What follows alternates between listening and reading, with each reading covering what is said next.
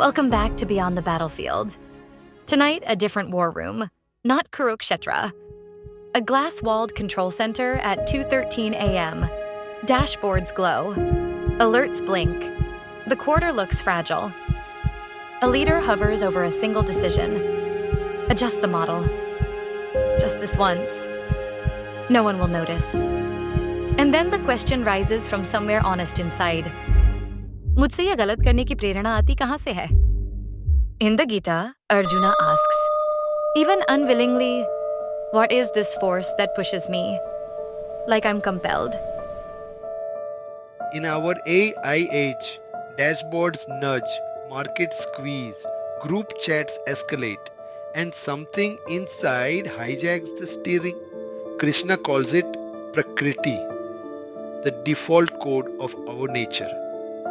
It pulls even the wise back into old loops.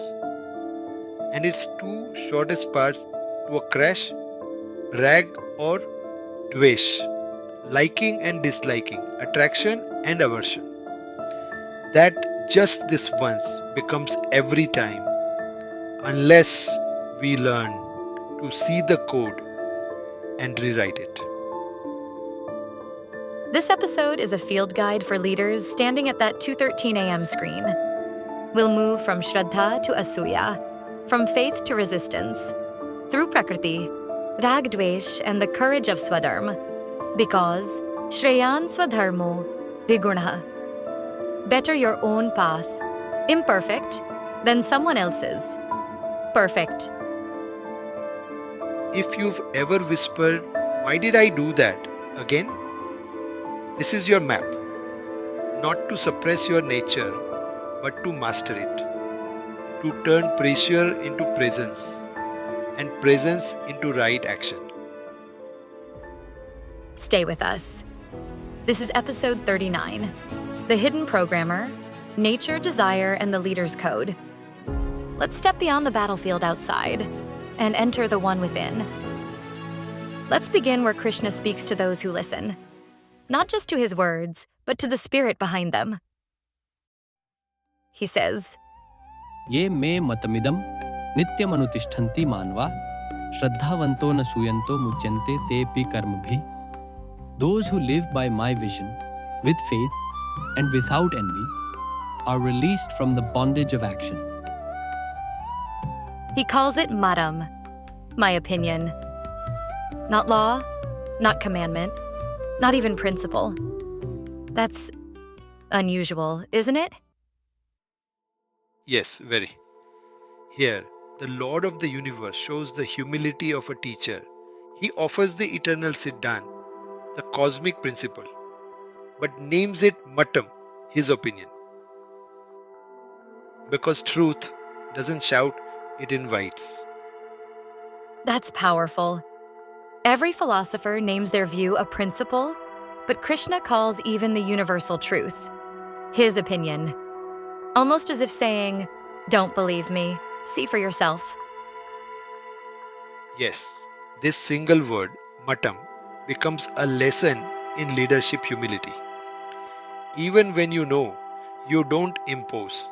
You speak with cordiality, not with conquest. Krishna's teaching isn't follow my rule. It's walk with my vision if your heart feels its resonance. So faith here, Shraddha, isn't blind belief? No.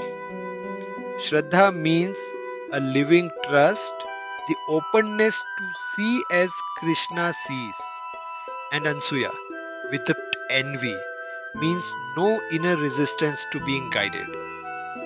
The ego often whispers, "Who are you to tell me?" But Krishna speaks to that ego with compassion, not demand.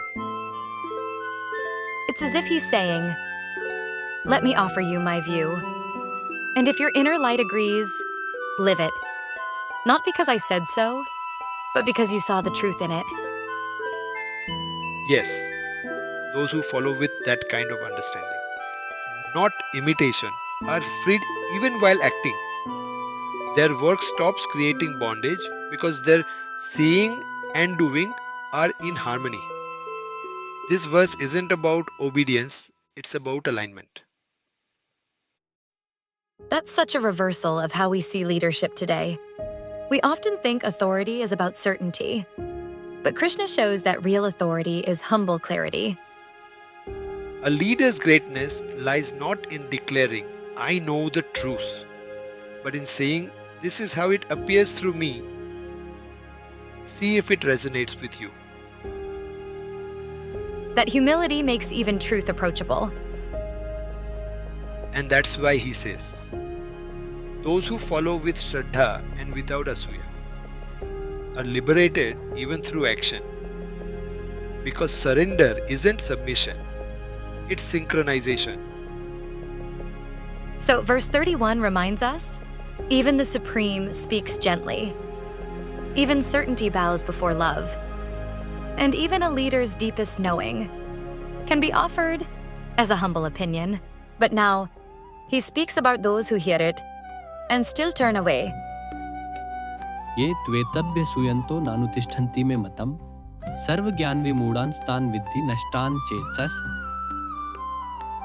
But those who, out of envy, resist my teaching and refuse to follow it, know them, O Arjuna, to be lost, deluded by ignorance. Asuya, envy. It's such a small word. Yet, Krishna uses it for something so subtle. Why envy? Why not disbelief or doubt? Because resistance to truth isn't intellectual, it's emotional. Asuya means the inner irritation that truth causes when it exposes our false self. It's not that we don't understand, we don't want to understand. Krishna is describing the psychology of denial, not ignorance of the mind, but insecurity of the ego.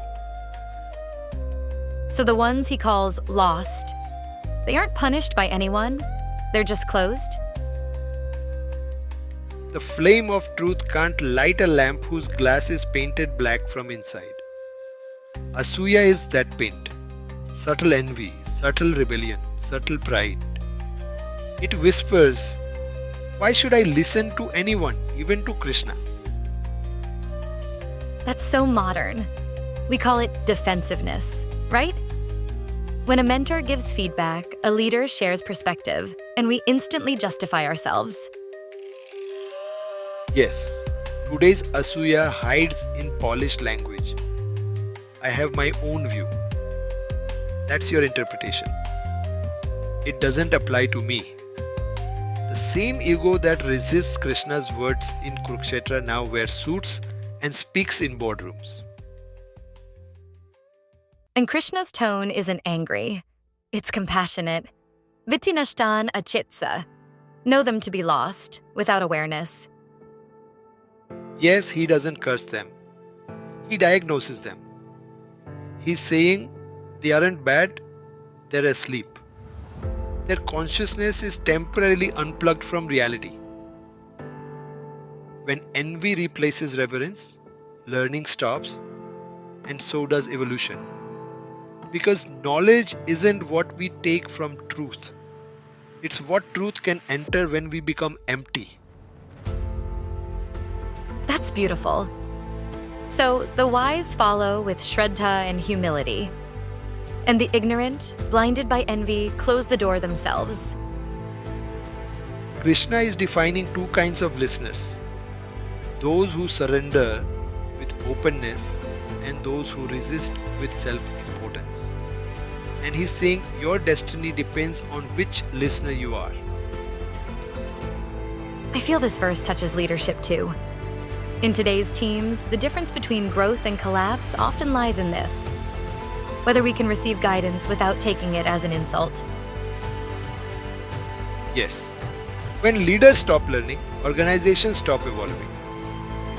Asuya kills innovation as surely as it kills spirituality. Because both depend on humility. The willingness to be wrong long enough to see what's right. So verse 32 isn't a condemnation. It's a mirror. It asks every leader, every seeker. When truth comes knocking, do you open the door or argue from inside? So even if we overcome envy and open ourselves to truth, Krishna now reveals something even subtler. Why, despite knowing, we still repeat the same patterns. Sadrisham cheshtate swasyah prakritir gyanvarnapi prakritim yanti bhutani nigraha kim karishyati. Even the wise act according to their own nature. Beings follow their tendencies. What will restraint achieve? So even the Gyani, the wise, can't escape their Prakriti? Then what hope do the rest of us have? That's exactly Krishna's compassion. He isn't condemning. He's explaining the human algorithm. Knowledge informs the mind, but conditioning drives behavior. Until awareness transforms that root code, even the enlightened act out of habit. Like when we promise ourselves to stay calm, and within minutes we react the same way again? Yes, that moment when you know better, but still shout, still judge, still cling, that's Prakriti in motion. It's your inner script running on autopilot. Krishna is saying, don't fight nature through suppression. Don't chain yourself. See the chain. Seeing it is the first freedom. Osho once said that Prakriti is not an enemy. It's energy. If you resist it, it fights back.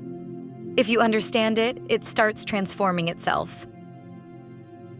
Even fire cannot be conquered by punching it. But it can be transformed into light if you understand its law. Then why does Krishna ask Arjuna to fight? Isn't that against nature? No, Jessica. Arjuna's fight isn't against his nature. It's with it. His warrior instinct, Ksatra Dharma, is his Swadharma. What Krishna is teaching is alignment, not rebellion. The problem is when we follow borrowed scripts. When a monk imitates a soldier, or a soldier imitates a monk, then restraint becomes repression and peace becomes paralysis. So even the wise, if they act against their rhythm, suffer friction? Yes, because energy always seeks its natural course. Krishna is saying, recognize your flow, not someone else's. Nigrah, King Karishyati, what will restraint accomplish? Force can silence behavior for a while, but unless understanding dawns, the same current returns through another channel. That sounds a lot like today's corporate life too. We attend training after training, communication, stress management, empathy. And yet, the moment pressure hits, the old nature comes alive. Because no workshop rewires Prakriti, only awareness does. It's not about external skill, it's about internal seeing. If I know that anger is arising and I watch it fully, the watching itself begins to dissolve the anger.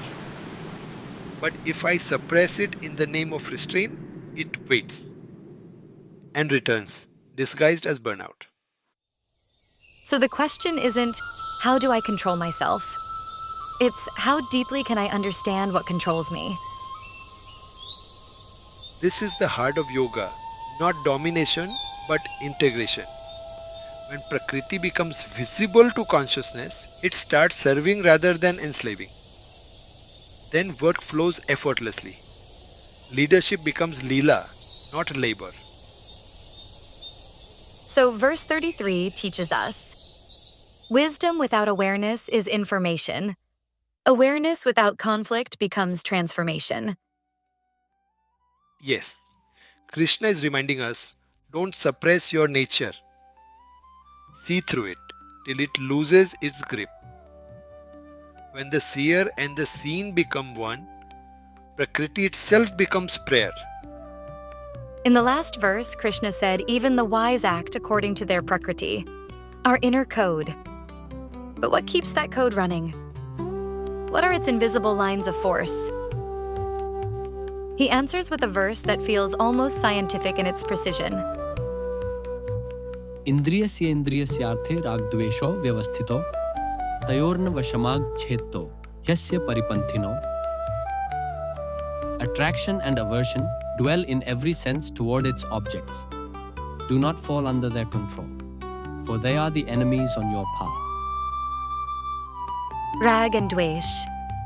The entire movement of desire and fear, both hidden in one line. Yes, every mind is a battlefield between these two soldiers, liking and disliking, pleasure and pain, attraction and avoidance. Together, they build the prison walls of Prakriti.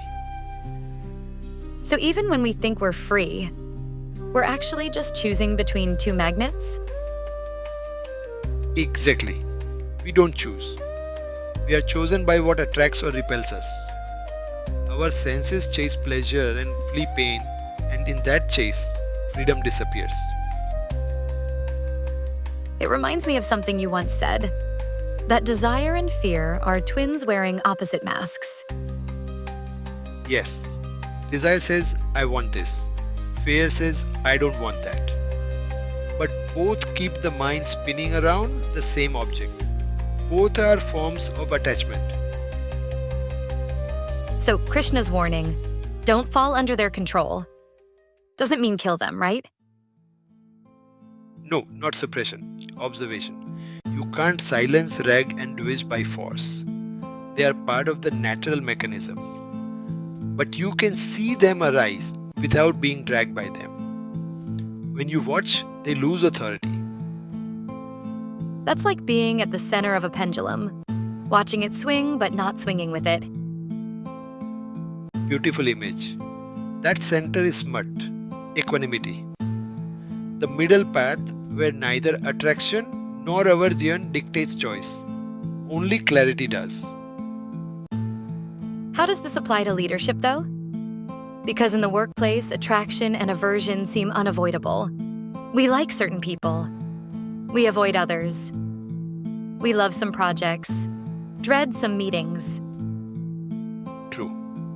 But Krishna isn't saying you shouldn't prefer. He's saying don't let preference become possession. When leaders act from bias, attraction to yes men, aversion to challengers, decisions get distorted. Raga Dvesa are the unseen politics inside the mind. So, clarity isn't about being neutral. It's about being free enough to see both sides clearly. Yes, freedom isn't cold detachment. It's warm awareness. You still act, still choose. But now the choice arises from insight, not impulse. Osho once said, "Wherever attraction and aversion exist, consciousness is asleep. So to awaken is to stop oscillating." The senses will still meet their objects, but you will meet them as a witness, not a slave. And that witness state is the seed of mastery. So Krishna's verse feels less like a moral order and more like a neuroscience manual, showing how emotion hijacks perception. Yes, he's teaching the physics of inner gravity. Raga and Dvesa are like north and south poles. If you live between them, you remain magnetized. Step into awareness and the magnet loses pull. Verse 34 is a reminder. Freedom isn't found by controlling the world, but by seeing the forces that control you. And when the leader within learns that art of seeing, action becomes stillness, and stillness becomes the purest action. Attraction and aversion pull us apart. But what happens when the pull isn't from outside? It's from within? When the heart whispers one path and the world rewards another? Krishna now speaks directly to that tension. Shreyan swadharmo viguna Pradharmat svanushthitaat swabhavniyatam karma kurvannapnoti kilbisham. Better one's own duty, though imperfect, than another's well performed. By acting according to one's own nature, one does not incur sin. Swadharma.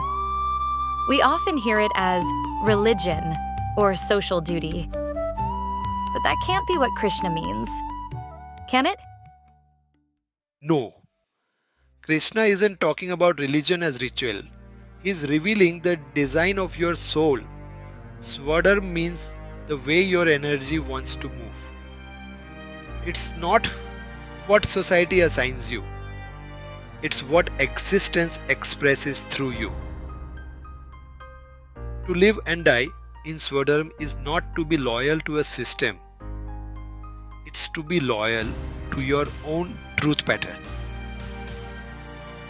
So better to die in your own dharma doesn't glorify suffering.